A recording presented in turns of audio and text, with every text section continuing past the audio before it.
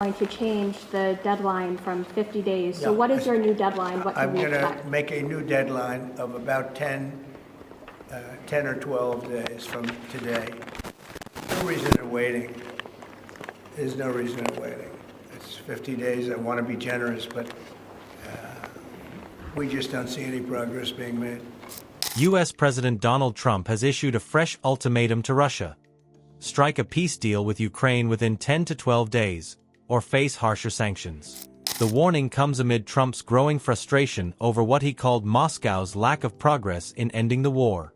Speaking in Scotland on Monday, where he's meeting European leaders and playing golf, Trump said he was disappointed in Russian President Vladimir Putin. Going to change the deadline from 50 days. So Yeah. what is your new deadline? What can I'm we going to expect? make a new deadline of about 10 or 12 days from today. No reason in waiting. There's no reason in waiting. It's 50 days. I want to be generous, but we just don't see any progress being made. So what I'm doing is we're going to do secondary sanctions, unless we make a deal. And we might make a deal. I don't know. You don't know. Yeah, I'd say 10 to 12 days. I'll announce it probably tonight or tomorrow. But there's no reason to wait. If you know what the answer is going to be, why wait?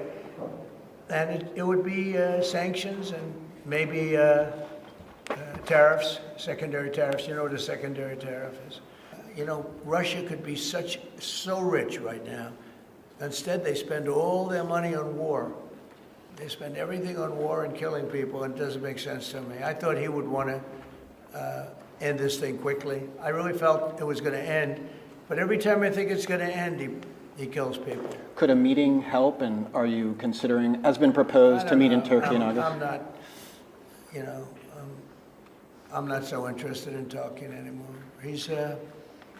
He talks, we have such nice conversations, such respectful and nice conversations, and then people die the following night with a missile going into a town and hitting, I mean, recently, I guess, the nursing home, but they hit other things.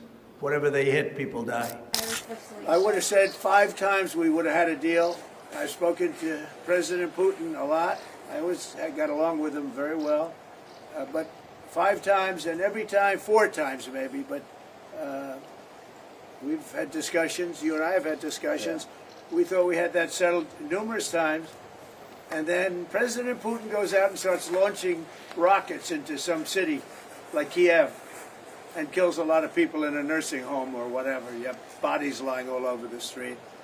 And I say, that's not the way to do it. So we'll see what happens with that. I'm very disappointed. I'm disappointed in President Putin. Very disappointed in him. So we're going to have to look, and I'm going to reduce that 50 days that I gave him to a lesser number because I think I already know the answer what's going to happen. Meanwhile, Ukrainian President Volodymyr Zelenskyy welcomed the strong message. Сьогодні є надзвичайно вагома заява президента Трампа. І це правда. Саме Росія робить все, аби зірвати мирні зусилля та затягнути цю війну. Щоночі удари, постійно російські намагання зробити Україні боляче. Дійсно, мир може бути, якщо діяти сильно та рішуче. І ми неодноразово говорили, і всі партнери це знають, що санкції – це ключовий елемент. Росія зважає на санкції, зважає на такі втрати, мир завдяки силі можливий. Україна, як і завжди, готова максимально продуктивно працювати з Америкою. Працювати з президентом Трампом заради того, щоб закінчити цю війну достойно і тривалим миром. However, the Kremlin hasn't responded officially, but former Russian President Dmitry Medvedev hit back sharply. Posting on X, he accused Trump of playing the ultimatum game and warned such pressure could push the U.S. into direct conflict with Russia.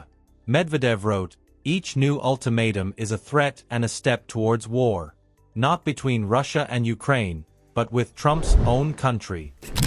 Trump's comments mark a sharp escalation in rhetoric, with global attention now focused on whether Putin will act or defy the countdown.